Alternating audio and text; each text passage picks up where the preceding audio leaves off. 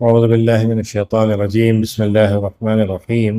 ألف لام را تلك آيات الكتاب المبين إنا أنزلناه قرآنا عربيا لعلكم تعقلون. نحن نقص عليك أحسن القصص بما أوحينا إليك هذا القرآن وإن كنت من قبله لمن الغافلين. إذ قال يوسف لأبيه يا أبت إني رأيت 11 كوكبا والشمس والقمر رأيتهم لي ساجدين. قال يا بني لا تقصص رؤياك على إخوتك فيكيدوا لك كيدا إن الشيطان للإنسان عدو مبين. وكذلك يجتبيك ربك ويعلمك من تأويل الأحاديث ويتم نعمته عليك وعلى آل يعقوب كما أتمها على أبويك من قبل إبراهيم وإسحاق إن ربك عليم حكيم. لقد كان في يوسف وإخوته آيات للسائلين. اس سورہ قصص کی ابتدائی آیتیں ہیں کہ یہ کتاب ہے جو اللہ تعالیٰ کی طرف سے اتاری گئی ہے، بہت ہی کھلی کتاب ہے، کھول کر بیان کرنے والی کتاب ہے۔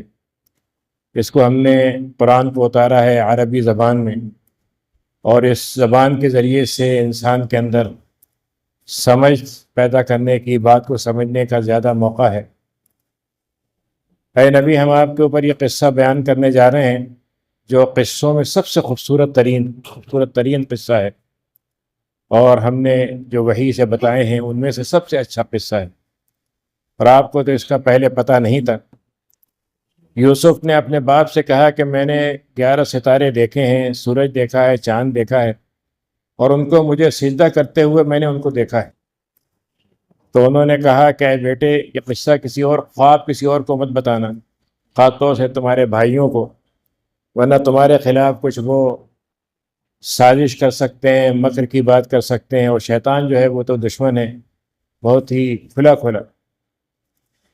اور میں جو بات سمجھ رہا ہوں تمہارے خواب سے کہ تمہارے رب نے تم کو چن لیا ہے، اور وہ تمہیں گفتگو میں، خواب میں جو باتیں ہوتی ہیں اس کا تمہیں حقیقت کا علم دے دے گا، اور تمہارے پر وہ نعمتوں کو پورا کر دے گا جو اس نے پہلے آل یعقوب کو دی تھیں، اور اس سے پہلے بھی اسحاق کو دی تھیں، ابراہیم کو دی تھیں۔ تمہارا رب جو ہے بہت علم والا ہے، حکمت والا ہے۔ اور یوسف کا جو قصہ ہم بیان کرنے جا رہے ہیں اس میں، اور ان کے بھائیوں کے قصے میں، سننے والوں کے لیے، سوال کرنے والوں کے لیے بڑی نشانیاں ہیں۔ تو یہ قصہ سورہ یوسف میں اللہ تعالیٰ نے بیان کیا ہے، اور اس میں جو بنیادی بات ہے جس کو میں آپ کے سامنے پیش کرنا چاہتا ہوں، اس قصے کے اندر اتار چڑھاؤ بہت اتار چڑھاؤ، اور انسانی زندگی میں آپ کو معلوم ہے کہ اتار چڑھاؤ آتے رہتے ہیں، اور کبھی کبھی ہمیں سمجھ میں نہیں آتا کہ یہ ایسا ہوا تو کیوں ہوا، اور ایسا نہیں ہوا تو کیوں نہیں ہوا، ایسا ہو جاتا ہے تو اچھا ہوتا۔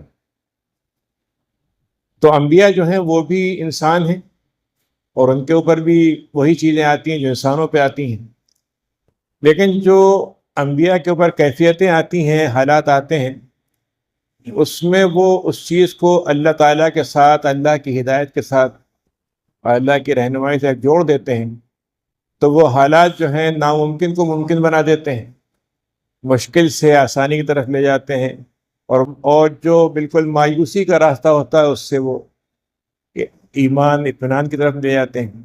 اور آپ یہ دیکھیے کہ میں شروع کا بات کو زیادہ تفصیل سے نہیں کروں گا، میرے نقطے 3-4 ہیں۔ سب سے پہلے تو انہوں نے خواب دیکھا، اور خواب نبی، ان کے والد نبی ہیں، ان کو بتایا انہوں نے، تو ان کو محسوس ہو گیا کہ یہ بہت ہی عظیم ترین خواب جو اللہ تعالیٰ نے کو دکھایا ہے، اور اس میں ان کی خصوصیت یہ ہوگی کہ یہ جو خواب میں باتیں آتی ہیں اس کی صحیح معنی کیا بنتے ہیں، تعبیر کیا بنتی ہیں، بتائیں گے وہ۔ آپ کو معلوم ہے کہ نبی کریم صلی اللہ علیہ وسلم نے فرمایا ہے کہ نبوت اب ختم ہو گئی جی، اور نبوت کے 40 حصے ہوتے ہیں، ایک حصہ اب رہ گیا ہے، وہ ہے مومن کو دکھائے ہوئے اچھے خواب۔ المبشرات، یعنی وہ خواب جس سے مومن کو بشارت ملے، وہ گویا ابھی نبوت کے سلسلے کا ایک تسلسل ہے، یعنی اس میں کوئی شریعت کا خلاف ورزی نہیں ہوگی یا شریعت کو اسے منسوخ نہیں کیا جائے گا۔ یہ نہیں ہوا کہ خواب میں دکھلا دیا گیا کہ بھائی نماز چھوڑ دو یا فلاں کر دو، یہ نہیں، بلکہ صرف ایسی کیفیتیں مسلمان پہ گزرتی ہیں، کبھی پریشانی، غم، مایوسی کی حالت، تو خواب اس کے لیے ایک بشارت کا ذریعہ ہے، اور نبوت خود بشارت، نبوت جو ہوتی ہی اسی لیے کہ انسانوں کو بشارت دے۔ تو حضرت اس یوسف کو اللہ تعالیٰ نے خاص طور سے علم دیا، اور آپ کو معلوم ہے کہ ہمارے نبی کریم صلی اللہ علیہ وسلم بھی جو اپنے چیزیں ہوتی تھیں، اسی میں ایک چیز یہ بھی ہوتی تھی کہ آپ فجر کی نماز جب پڑھتے تھے تو اس میں لوگوں سے پوچھ رہے بھائی کسی نے کوئی خواب تو نہیں دیکھا؟ اگر دیکھا ہے تو لوگ آپ بتاتے ہیں، پھر آپ اس کی تعبیر بتاتے ہیں، بلکہ سوالات بھی کرتے ہیں، تم بتاؤ کیا تعبیر بن رہی ہے، پھر تعبیر بتاتے، کبھی اپنا خواب سناتے۔ تو خواب جو ہے عام طور سے اصل میں دو چیزوں کا نام ہوتا ہے، ایک تو ہوتا ہے اس میں کچھ اشارے ہوتے ہیں، اشارے ہوتے ہیں اس سے ایک آدمی سنتا ہے، دوسرا ہوتا ہے اس کے اندر کچھ علامتیں ہوتی ہیں۔ مثلا جیسے فرض کیجیے کہ حضرت عمر نے دیکھا کہ ان کا جو کپڑا ہے وہ اتنا لمبا ہے کہ پیروں سے نیچے جا رہا۔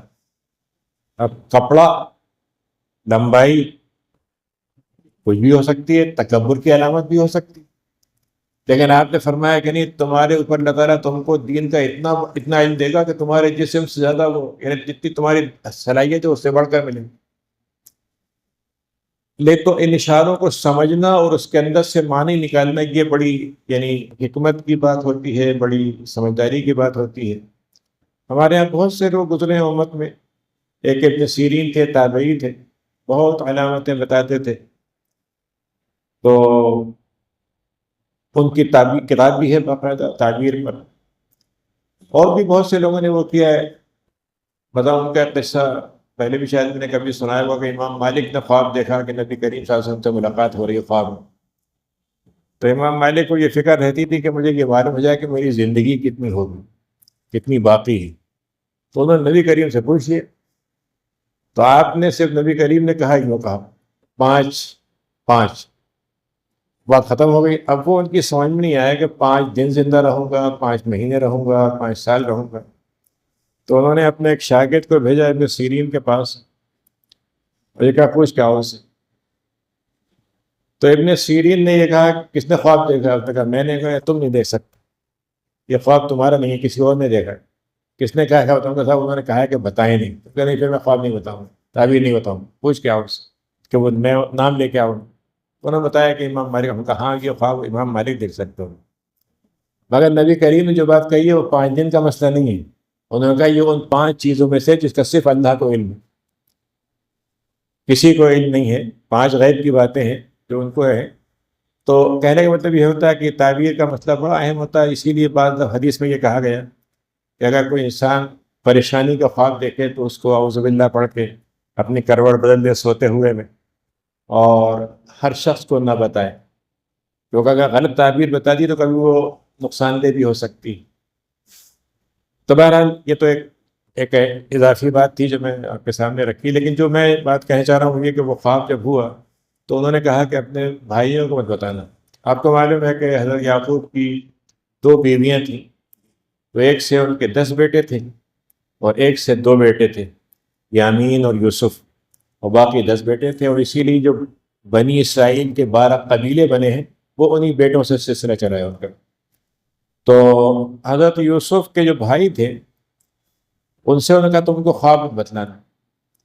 اب یہ بھی انسان کا ایک مسئلہ ہے، شریعت کا ایک مسئلہ ہے کہ نبی کریم نے کچھ باتیں ایسی ہیں جو کسی ایک سے کہیں دوسرے کو نہیں بتائیں، تو اس کا تعلق حرام حلال سے نہیں ہے، اس کا تعلق جو ہے اس سے نہیں ہے کہ وہ آدمی کو بتا دینا چاہیے، بلکہ حذیفہ کو آپ نے یہ بتا دیا کہ بھائی منافقین کون کون سے ہیں ہمارے معاشرے میں، لیکن کہا کہ بتانا نہیں کسی کو۔ تو یہ ایسی چیز ہوتی ہے، نبی کریم صلی اللہ علیہ وسلم نے اپنی بیویوں کو کوئی بات بتائی اور اس سے کہا کہ بھائی تم دوسروں کو مت بتانا، انہوں نے بتا دیا۔ سورہ تحریم میں آتا ہے کہ انہوں نے وہ باتیں دوسروں کو بتا دیا، آپ نے کہا تم نہیں بتانا چاہیے تھی۔ تو یہ امانت والی چیزیں ہوتی ہیں۔ تو یہ امانت کا جو مسئلہ ہے یہ بڑا دلچسپ ہے. اب اس میں جو قصہ ہوا تو انہوں نے کہا بھائیوں کو بتانا. اب آپ کو میں انہوں نے بھائیوں کو دیکھا کہ حضرت یوسف کی بہت خیال رکھتے ہیں، بڑے کمزور سے آدمی، چھوٹے، وہ طاقتور، بڑے محنتی، ماں باپ کی خدمت کے لیے بے پناہ لگنے، لیکن ان کی عزت زیادہ کرتے ہیں، توجہ دیتے ہیں. تب ان کو ایک حسد پیدا ہوتا تھا کہ ایسا کیوں ہوتا ہے. تو انہوں نے کہا ان کو راستے سے ہٹا دو، ہٹا دو راستے سے. اچھا اب راستے سے کیسے ہٹا؟ تو مار دو. تو بہرحال ایک تجویز ہوئی کہ نہیں ایسا کرتے ہیں کہیں دور چھوڑ آتے ہیں، کم سے کم گھر سے تو نکل جائے. اب اس میں جو پہلا جو سیکھنے کا سبق، قرآن نے کہا کہ اس میں بڑے سبق ہیں قصے میں. تو اس میں سبق کیا ہے؟ انسانی زندگی کا یہ سب سے بڑا مسئلہ ہے، سب سے بڑا مسئلہ، کہ میں چاہتا ہوں ایک چیز ہو جائے، میری ہوئی نہیں دوسرے کی ہو گئی. ایک کو کچھ زیادہ مل گیا، دوسرے کے مطلب یہ کہ میری محنت میں نے کی، نتیجہ نہیں نکلا، دوسرے کو مل گئے. تو اب اس کے دو طریقے ہیں اس شخص کے کمپٹیشن کرنے کے، دو طریقے. ایک تو یہ ہے کہ میں وہ کام کروں جو اس نے کیا ہے اور اللہ تعالیٰ سے مانگ لوں، تو اللہ تعالیٰ مجھے بھی دینا چاہے گا، تو اس کے ایسا نہیں اس کو دینے کے بعد کمی ہو گئی اس کے پاس، مجھے دے دے. دوسرا طریقہ یہ ہے کہ میں وہ کیوں اچھا بن گیا اس لیے اس کو ہٹا دوں. شیطان کا مسئلہ یہی تھا کہ اللہ تعالیٰ نے آدم کو کیوں زیادہ عزت دے دی، میں اسے لڑوں، تباہ کروں، یہی تھا. وہ چاہتا تو اللہ کا اور اچھا بندہ بن جاتا، تو اللہ تعالیٰ اس کو بھی نواز دیتا. دو بھائی تھے، دونوں نے قربانی کی، ہے نا. ایک کی اللہ نے قبول کر لی، دوسرے کی قبول نہیں کی. تو اس کو یہ پریشانی ہے ان کے قبول کیا ہوئی، اور یہ کہ میں ان کو قتل کر دوں گا، یہی تھا. حالانکہ وہ چاہتا، اس نے کہا کہ دیکھو اللہ تعالیٰ تقوی والوں کے قبول کرتا ہے، تم اچھے بن جاؤ، ہماری کو قبول کر لے گا. تو اگر آپ دیکھیں ہمارے معاشرے کے اندر یہ جو حسد، ایک دوسرے سے کھینچتانی اور دوسرے کو اتارنا، جھاڑنا، ختم کرنا، جی، اور پوری زندگی اسی میں گزار دینا کہ کس کی ٹانگ کھینچ لیں، اس کو پیچھے کر دیں، اس کا صرف سا حل ہے کہ اللہ کی نظروں میں آپ اس سے اچھے بن جائیے، آپ اس کا اللہ تعالیٰ آپ کو دے دے گا. لیکن جب آپ اس میں رہیں کہ نہیں اس کو گرانا ہے، اس کو ہٹانا ہے، تو اپنی زندگی بھی خراب کریں گے، اس کی بھی خراب ہو. اور اس کا حل کیا ہے؟ ایک ہی حل ہے کہ اپنی تقدیر پہ راضی ہو جائیں. یعنی جو اللہ نے آپ کے لیے لکھ دیا ہے نہ وہ کوئی لے سکتا ہے، جی، اور اس میں کوئی اضافہ نہیں کر سکتا. تو یہ پہلا قصہ تو اس میں یہ چیز ہوئی. لیکن اس کے بعد آپ دیکھیے کہ وہ کنویں میں ڈال دیے گئے. کیا تھا وہاں پر؟ کنواں تھا، جان بچے گی نہیں بچے گی، وہاں سانپ ہوں گے، مختلف جانور ہوں گے، اندھیرے میں جانور آتے ہوں گے، سب کچھ ہوگا. لیکن اللہ نے ان کے اس وقت دل میں یہ ڈالا کہ ایک بات آنے والا ہے، جب تم اس حالت میں ہوگا تو اپنے بھائیوں کو بتاؤ گے کہ تمہارے ساتھ انہوں نے کیا کیا. دل میں ان کے ڈال دیا، حالانکہ اس وقت وہ نبی نہیں ہوئے تھے. اب یہ بالکل آپ سوچیے نمایوس ترین وقت ہے. اب ایک عجیب قسم کی بچت آتی ہے کہ کوئی قافلہ گزرتا ہے. آپ کو معلوم ہے جس زمانے میں، پرانے زمانے میں پانی جو ہوتا تھا سب سے قیمتی چیز ہوتی تھی، تو پڑاؤ جو ڈالتے تھے وہیں ڈالتے تھے جہاں کوئی کنواں ہو. تو تجارتی قافلہ چلا تھا، ان کو راستے میں پانی ضرورت پڑی تھی، انہوں نے ایک آدمی کو بھیجا کہ جاؤ تم ذرا پانی وانے کا انتظام کرو، ہم پیچھے نیچے آ رہے ہیں. وہ اسے ڈول ڈالا تو حضرت یوسف کو موقع مل گیا، وہ اسے بیٹھ گئے. اب وہ اس سے جب نکالا تو دیکھا کہ ایک بچہ انتہائی خوبصورت. تو اس نے کہا کہ بھائی یہ تو ہم سامان بیچنے جا رہے تھے مصر میں، ایک چیز اور مل گئی بیچنے کی. تو اس نے چھپا کے لے کر آ گئے، مصر پہنچے بازار میں اور وہاں پہ بیچا. تو بیچا کتنے کا؟ قرآن میں ہے کہ فاشتروہ بثمن بدراہم معدودہ وکانوا فیہ من الزاہدین. انہوں نے چند سکوں میں ان کو بھیج دیا اور ان کی ان سے کوئی ان کو رغبت نہیں تھی.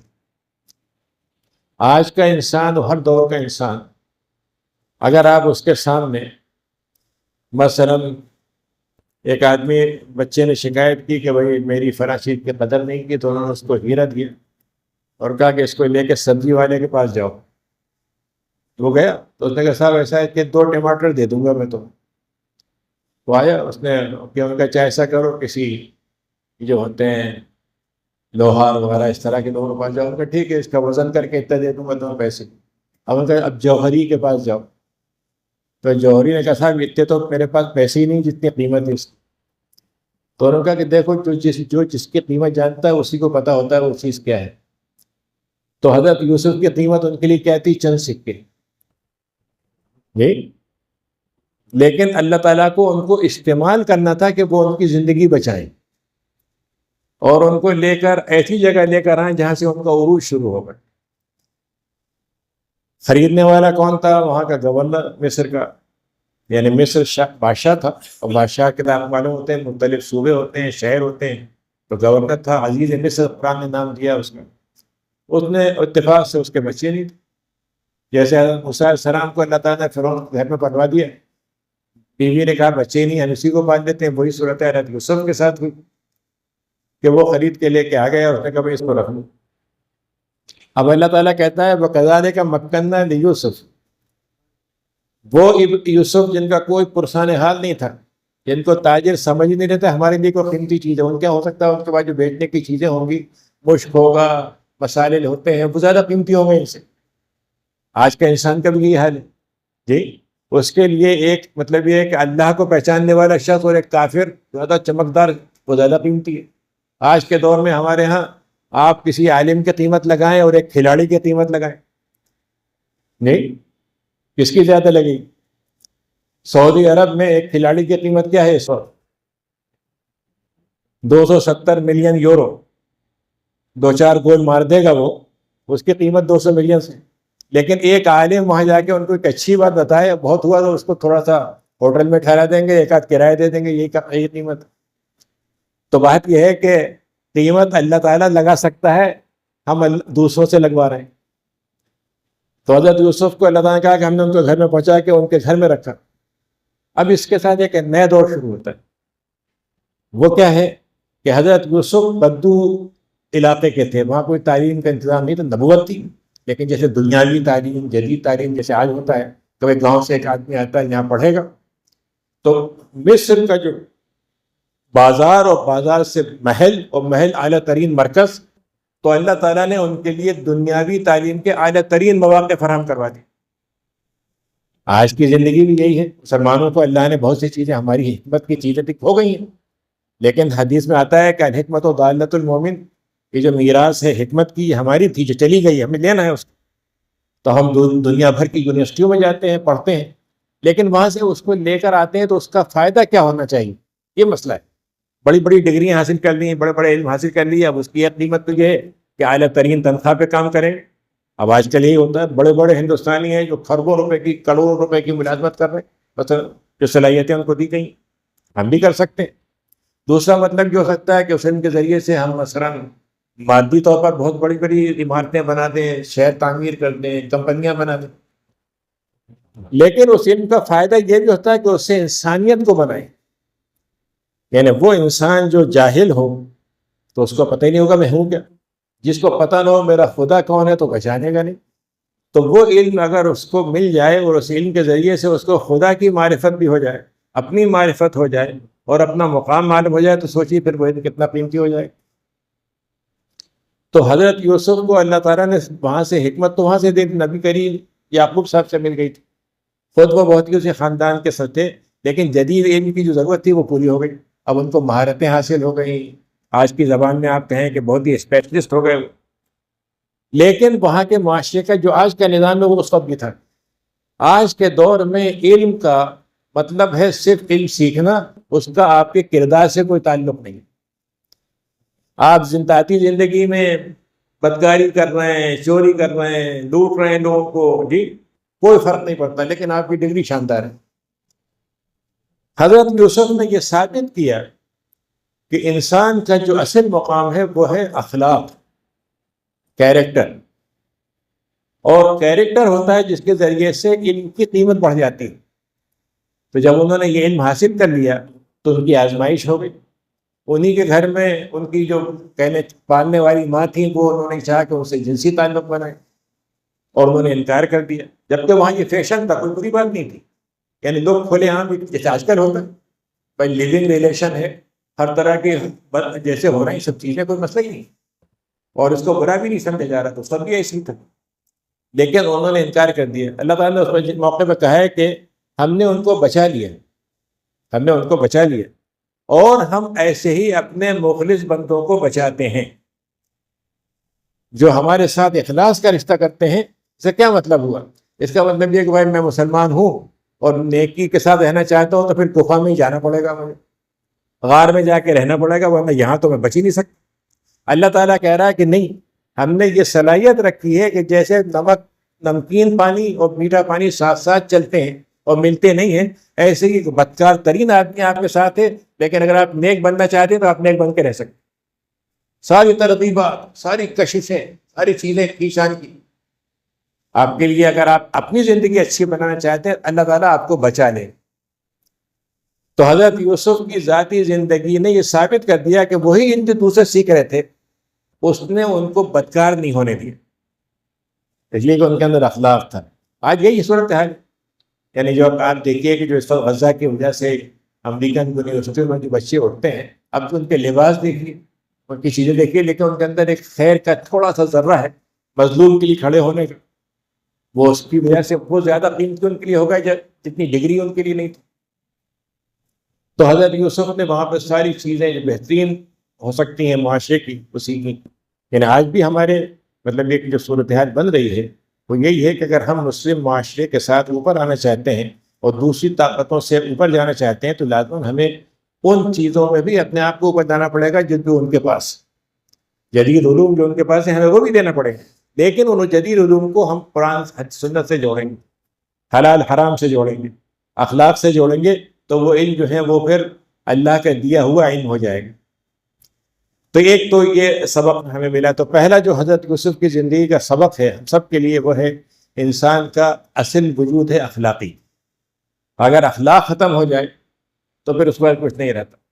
تو کسی نے یہ کہا تھا کہ جو عربی شاعر نے کہا تھا کہ انسان جو ہے وہ جو کچھ ہے اس کے اندر صرف انسانیت ہے، مروت ہے، مردانگی ہے، باقی تو گوشت ہے، ہڈی ہے، کھال ہے، یہی چیزیں ہیں، ہے نا۔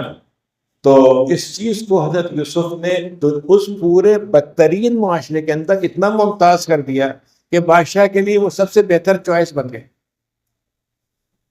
یعنی میں لوگوں سے یہی بات کہتا ہوں کہ ہمارے اور دوسروں کے نظام میں جو فرق ہے، کیا فرق ہے؟ یعنی آج کا جو نظام ہے وہ یہ کہتا ہے کہ ہمیں ایک آدمی چاہیے بہترین، یعنی آج کا جو مغربی نظام ہے، یہاں تو جتنے ناکارہ ہوں وہ سب چاہیتے ہیں، اگر ہو جائیں تو کوئی مسئلہ نہیں، لیکن وہاں پر یہ ہے کہ جو سب سے زیادہ کوالیفائڈ ہوگا اس کو رکھیں گے، ہے نا۔ ان کے کوالیفیکیشن کی ڈیفینیشن کیا ہے؟ صرف ایک ہی چیز ہے کہ ان کا اس علم میں تجربہ اور مہارت اور ڈگری کیا ہے، ان کا کردار کیا ہے، پرائیویٹ زندگی کیا ہے، انہیں اس کو دلچسپی۔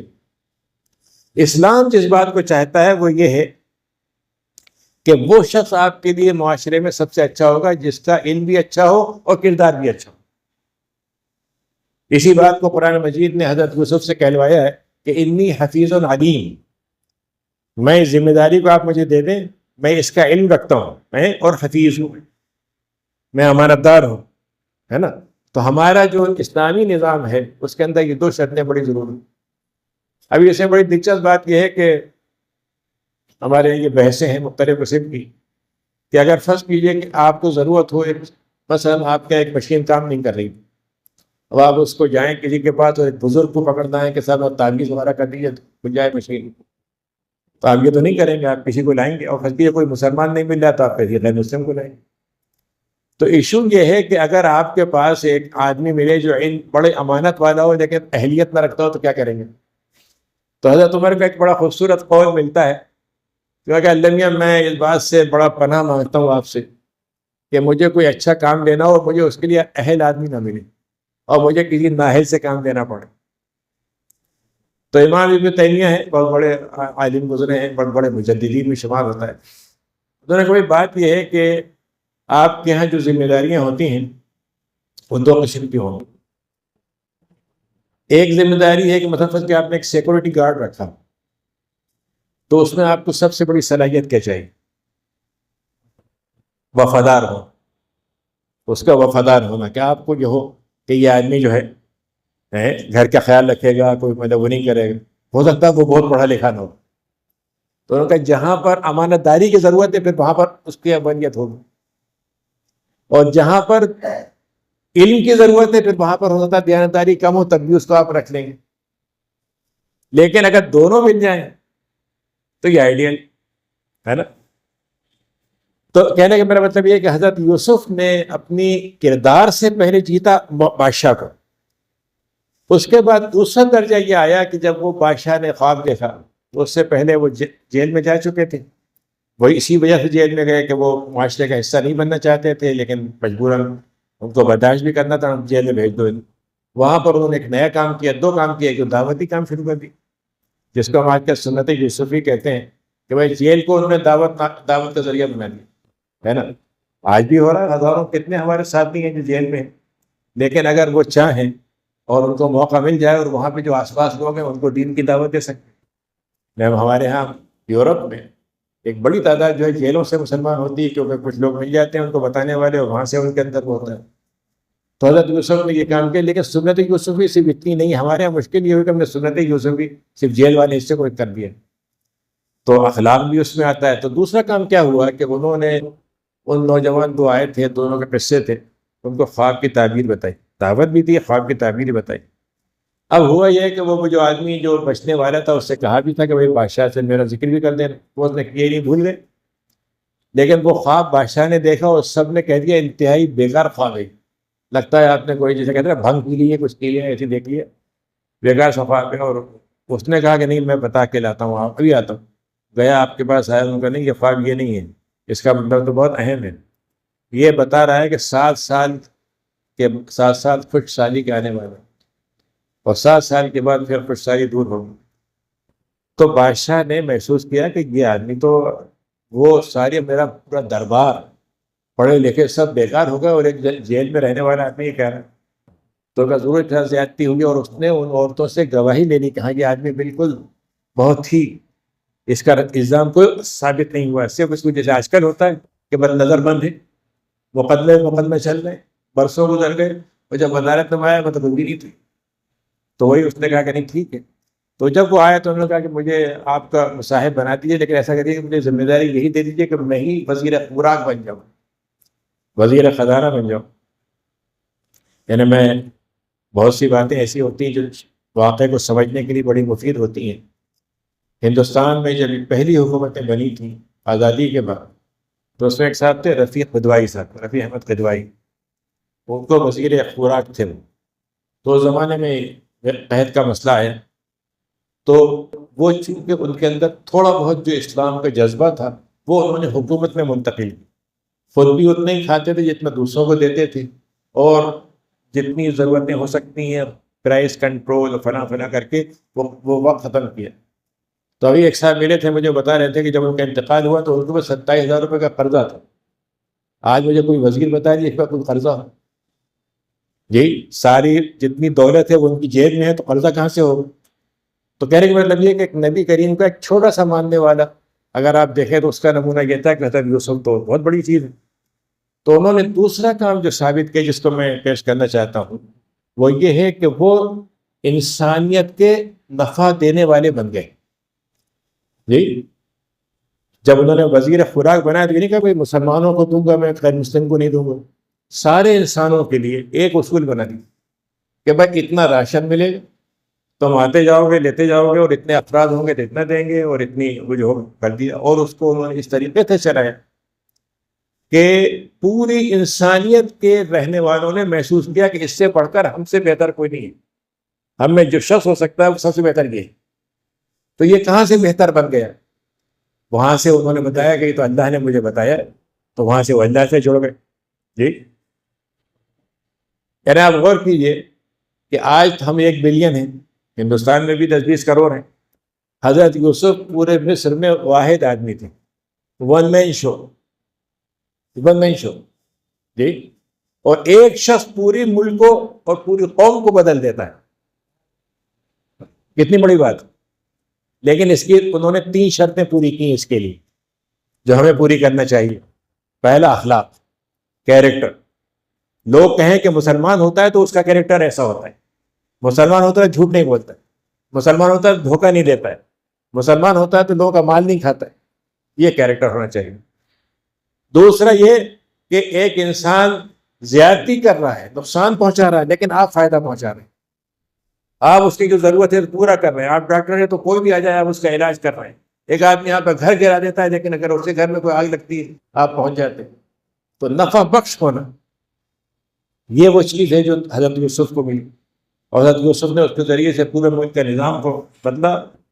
قحط کا زمانہ بچ گیا، لیکن جو قحط کفر کا تھا اس قحط کو انہوں نے صرف خوراک کی فراوانی سے نہیں پورا کیا، ایمان کی فراوانی سے اس کو پورا کر دیا۔ تو دو قحط دور کر دیے انہوں نے، کفر کا قحط اور ایک مال و دولت اور زراعت کا قحط۔ اب اس کے بعد آپ دیکھیے کہ تیسرا جو حصہ ہوتا ہے، میں اس میں ایک بات تھوڑی سی بیچ میں آ جاتی ہے، لوگ اس کو بعض دفعہ، ہمارے ہاں تو جب برطانوی دور تھا تو اس زمانے میں یہ بڑی بحث تھی کہ بھائی غیر مسلم حکومت میں ملازمت کرنا صحیح ہے کہ نہیں ہے، تو اس میں لوگ آپ تو شاید یوسف کا حوالہ دیتے تھے کہ دیکھیے انہوں نے بھی تو کام کیا ہے۔ لیکن بات اصل میں یہ نہیں ہے کہ آپ کہیں کام کر سکتے ہیں کہ نہیں کر سکتے، ایشو یہ ہے کہ کیا آپ کسی کے یہاں کام کرتے ہوئے اپنا ایمان بچا سکتے ہیں کہ نہیں، ایک تو یہ۔ دوسرا، کیا آپ اور بڑھ کر ایمان کو پھیلنے کا ذریعہ بن سکتے ہیں کہ نہیں۔ اگر آپ یہ دو کام کرتے ہیں تو اس کا مطلب ہے کہ آپ سنت یوسفی کا صحیح ادا کرتے ہیں، ہے نا۔ یعنی حضرت یوسف نے کبھی ایسا نہیں کیا ہوگا کہ صاحب مندر جا رہا تھا بادشاہ تو کہ چلو میں بھی چلتا ہوں آپ کے ساتھ، جیسے آج کل ہوتا ہے، ہمارے بہت سے مسلمان مندر جا کے پوجا شروع کر دیتے ہیں۔ انہوں نے اپنے ایمان کو کبھی نہیں بیچا جی، اور اس کے ساتھ انہوں نے اپنی بات کو بھی، جو فائدے والی بات تھی سب کے لیے، وہ بھی کی۔ اسی میں ایک نقطہ اور آتا ہے کہ ان کے بھائی آئے۔ اب یہ آپ غور کیجئے کہ اللہ تعالیٰ کیسے ان بھائیوں کو لے کر آتا ہے اس شخص کے پاس جس کو مارنے کو اترے ہوئے تھے جی، اور جس کو سمجھتے رہے کہ سب اس نے تو ہمارا ستیہ ناش کر دیا۔ وہ جب آتے ہیں ان کو پہچان لیتے ہیں تو ان کو ولہ دیتے ہیں، لیکن اس کے بعد رقم بھی واپس کر دیتے ہیں۔ اب ایک جملہ ہمارے یہاں بڑا عام ہوتا ہے، اس کو کہتے ہیں اقربا پروری جی، بھائی بھتیجا واد۔ تو یہ بھی کہتے ہیں کہ یوسف علیہ السلام تو بڑی زیادتی کی کہ دوسروں کو تو پیسے لے کے دیا، ان کو فری میں دے دیا۔ تو دنیا کا اصول ہے یہ اس میں کوئی بات نہیں ہے کہ جو قانون نافذ ہوگا سب پہ برابر کا ہوگا جی، لیکن اس قانون کے اندر جو پیسے کی ادائیگی وہ آپ اپنی جیب سے بھی کر سکتے ہیں۔ یعنی کئی جگہ ایسا ہوا ہے، یعنی میں یہاں پہ امریکہ کا ایک شخص ہے، اس نے ایک مقدمہ آیا اور اس نے اس پہ جرمانہ کیا، اور جرمانے میں یہ ثابت ہوا کہ اس آدمی پہ پیسے بھی نہیں دینے کے، تو اس نے اپنی جیب سے پیسے نکال کے کہا بھائی تمہارا جرمانہ میں دے دیتا ہوں۔ جرمانہ ہٹایا نہیں اس نے، اس کے ساتھ کوئی بھی نہیں کیا، لیکن جرمانہ برقرار بھی رکھا اور سہولت بھی دے دی۔ تو یہ تو اسلام میں بھی جائز ہے، دوسرے نظریوں میں بھی ہے۔ تو حضرت یوسف نے کوئی اقربا پروری نہیں کی کہ ان کو کہ دو دے دیے، ان کو ایک کا ایک حصہ ملے گا، اور ایک بھائی موجود ہے جب وہ لے کر آؤ گا تب دیں گے اس کا حصہ۔ یہ دو چیزیں ہو گئی، لیکن تیسری چیز بہت اہم ہے جو سمجھنے کی، وہ یہ ہے کہ جب آپ پر اقتدار آئے گا تو آپ وہی والے انسان رہیں گے جو اقتدار وقت سے پہلے تھے، یا بدل جائیں گے؟ کیا کریں گے آپ؟ ابھی تک کا تو ہمارا تجربہ یہی ہے کہ جو دعوے دار ہوتے ہیں کہ ہم انسانیت کے بھلا کے لیے مر جائیں گے، ہم ان کو یہ کر دیں گے وہ کر دیں گے، لیکن جس دن سے حکومت آتی ہے اس دن ان کو تلاش کرنا مشکل ہو جاتا ہے، ان سے بات کرنا مشکل ہو جاتا ہے جی، اور ان کو صرف اپنے گھر بنانے کی فکر ہوتی ہے۔ قرآن مجید میں اللہ نے کیا کہا ہے اور کب کہا ہے؟ سورہ بقرہ میں حج کی آیتوں کے بعد کہا ہے کہ حج کی قربانیاں کی، سب کچھ کیا، لیکن اگر حج خالی دکھاوے کا تھا تو باہر کی حج کے بعد کی زندگی پھر ویسی کی ویسی ہو جاتی۔ قرآن نے اس وقت کہا ہے کہ وَمِنَ النَّاسِ، بہت سے لوگ ایسے ہیں مَن يُعْجِبُكَ قَوْلُهُ فِي الْحَيَاةِ الدُّنْيَا، تمہیں ان کی باتیں ایسی لگیں کہ صاحب ان سے اچھی تقریر نہیں کر سکتا کوئی، ان سے اچھے وعدے نہیں کر سکتا، ان سے اچھے خواب نہیں دکھا سکتا جی۔ وَيُشْهِدُ اللَّهَ عَلَىٰ مَا فِي قَلْبِهِ، اللہ کی قسمیں کھا کھا کے بیان کرتے ہیں، وَهُوَ أَلَدُّ الْخِصَامِ، لیکن اندر سے وہ بدترین آدمی ہے، فوخوار آدمی ہے، اس کے عزائم وہ ہیں جو وہ کہتا نہیں ہے لیکن اندر سے کچھ اور۔ وَإِذَا تَوَلَّىٰ، جب اس کے پاس حکومت آتی ہے، سَعَىٰ فِي الْأَرْضِ، زمین میں سوائے فساد کے کچھ نہیں کرتا، ہلاکت کا سامان کرتا ہے، جانور مروا دیتا ہے، آدمیوں کو مرواتا ہے، تباہی پھیلاتا ہے، جنگیں کرواتا ہے۔ یُهْلِكُ الْحَرْثَ وَاللَّهُ لَا يُحِبُّ الْفَسَادَ۔ وَإِذَا قِيلَ لَهُ اتَّقِ اللَّهَ، جب اس سے کہا جائے اللہ سے ڈرو، تو اس کے اندر ایک قسم کا غرور پیدا ہوتا ہے، اچھا تمہاری ہمت کہ تم مجھے ٹھیک کرو، تم نے مجھ سے کہہ دیا جی. تو حضرت یوسف کیا ایسے ہی تھے بادشاہ بننے کے بعد؟ وہی شخص جو یوسف بدو بند زمان سے نکلا تھا، وہی جو کنویں میں تھا، وہی جو بیچا گیا تھا، لیکن جب وہ حکمراں ہوا تو اس وقت بھی وہی یوسف تھے جو پہلے والے تھے. نبی کریم صلی اللہ علیہ وسلم فاتح مکہ بننے سے پہلے جیسے تھے ویسے ہی فاتحہ مکے کے بعد. یہ وہ چیز ہوتی ہے جو کب حاصل ہوتی ہے؟ یہ حاصل ہوتی ہے صرف ایک چیز حاصل، جب انسان اللہ کی بندگی کو مان لے. جب وہ انسان ہو کر اللہ کا بندہ بن جائے، پھر وہ بندگی کا حق ہوتا ہے جس سے انسانیت فائدہ پہنچاتی ہے. پھر اس کے لیے اقتدار کوئی چیز نہیں ہوتا، مال دولت کے لیے کوئی چیز نہیں ہوتا. حضرت سلیمان، حضرت داؤد کے اللہ نے قصے بیان کیے ہیں. اور کیوں بیان کیے؟ یہ بیان کرنے کیے ہیں کہ حکمرانی کے ساتھ اچھا بنا جا سکتا ہے. یہی نہیں کہ حکمرانی کے ساتھ لازماً فرعون بنے گا. ہمارے تو ایک اصول ہے، بتا دیا گیا کہ power corrupt and more corrupt. یہی اصول ہے نا. ہم نے یہ 100% ہے. اسلام کہتا ہے نہیں، اگر اللہ کا بندہ بن کے رہے گا انسان تو پاور اس کو کرپٹ نہیں کرے گی،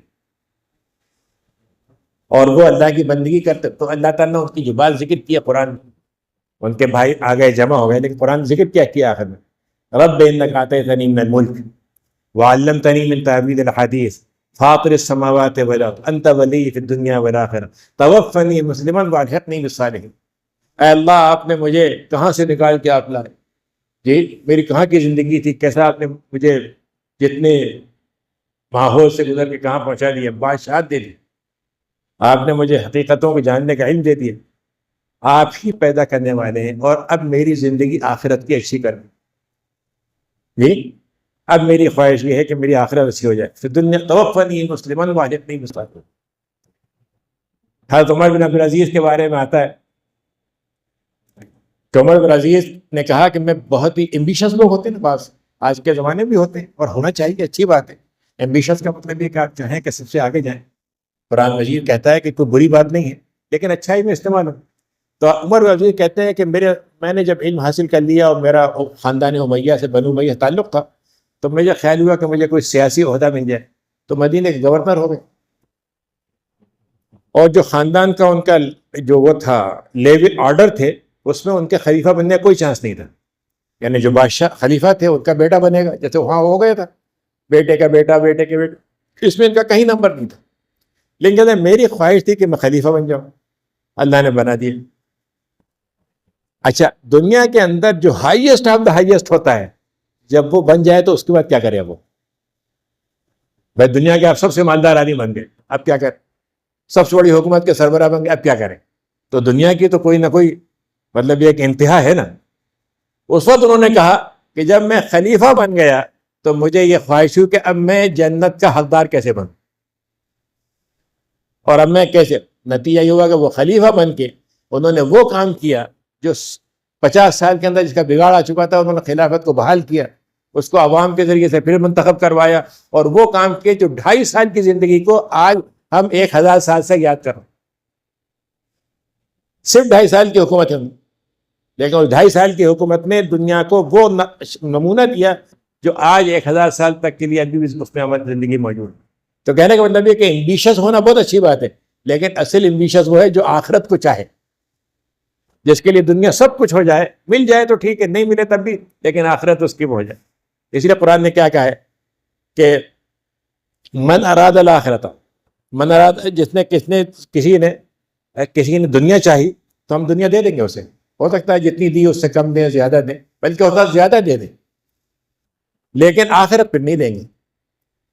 ومن اراد الاخرۃ وسعى لها سعيها ومن فاولئك كان سعيه مشكورا. لیکن اگر کسی نے آخرت کو طلب کر لیا اور ایمان کے ساتھ طلب کیا اور کوشش کی، تو اس سے بڑھ کر ہمارے پاس شکر کا کوئی مقام ہی نہیں.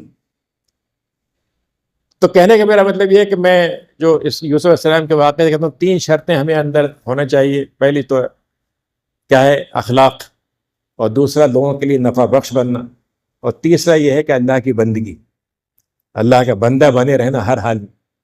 جی، اس کے بعد جو چوتھی چیز ہمارے ذہن میں رہنی چاہیے وہ یہ ہے کہ ہمارا اسلام کا یہ مطلب نہیں ہے کہ ہم بالکل عاجزی کے ساتھ جھکتے ہوئے دبتے ہوئے رہیں، یہ بالکل نہیں ہے. ہمارے اندر بہت ہی ایمبیشس ہمیں ہونا چاہیے، بہت اوپر جانے کی خواہش ہونی چاہیے، لیکن ہمارا جتنی یہ صلاحیتیں ہیں یہ صرف دنیا کو حاصل کرنے کے اندر ختم نہ ہو جائے، اس کے آگے بھی ہوں۔ تو اس کا مطلب یہ ہے کہ ہم بدلیں اور دنیا کو ہم بدلنے کی کوشش کریں اور دنیا کو اللہ کی بندگی میں لانے کی کوشش کریں۔ یہ گویا ہمارا اصل مشن بھی ہے، یہی کوشش ہونی چاہیے، اسی جذبے کے ساتھ ہمیں آگے بڑھنا چاہیے۔ تو جب آپ یہ طے کر لیجئے کہ مجھے یہ کام کرنا ہے، تو پھر آپ کو ایک کانٹا چبھ جائے تو آپ کو پریشانی نہیں ہوگی، جیب سے 1 روپیہ گر گیا تو آپ پریشانی نہیں ہوگی، لوگ آپ کا مشن بہت آگے کا ہے۔ لیکن اگر پیسے کے وہ ہے تو پیسہ اگر ایک کم ہو گیا تو 99 رہ گئے، 100 نہیں ہوا، کسی میں غم میں آدمی مرتا رہے گا، 99 کا پھر ہو جائے گا۔ تو یہ چیز اصل میں آج کے دور میں چونکہ کمزور ہو گئی ہے، تو مسلمانوں کو چھوٹی چھوٹی چیزوں سے پریشانی ہوتی ہے۔ یہ چھوٹے لوگ جس طرح کی باتیں کرتے ہیں، لوگ تو واقعی کہ پتہ نہیں ہمارا کیا کر دیں گے۔ ان بیچاروں کی تو اپنی زندگی بدلنے کے تیار نہیں ہے، تو ان کو اپنی زندگی پہ کنٹرول نہیں، ان کو یہ پتہ نہیں کہ ان کا کیا ہوگا۔ لیکن یہ کہ اگر ہم یوسف علیہ السلام کی زندگی دیکھیں تو قرآن مجید نے جس قصے کو محفوظ کیا ہے، آج تک وہ قصہ یہ بتا رہا ہے کہ اگر کوئی نمونہ بننا ہے تو حضرت یوسف میں، نمونہ بننا ہے تو داؤد میں، نمونہ بننا ہے تو سلیمان میں، اگر آپ حکمراں ہیں اور اس سے آگے اور بڑھنا ہی تو یہ تو چھوٹے سے نمونے، بہت بڑا نمونہ چاہے تو نبی کریم کا تو یہ گویا تربیت ہماری ہونی چاہیے سورہ یوسف کو پڑھتے ہوئے۔ اور میں سمجھتا ہوں کہ اسی پہ میں اپنی بات ختم کرتا ہوں۔ وآخر دعوانا الحمدللہ رب العالمین۔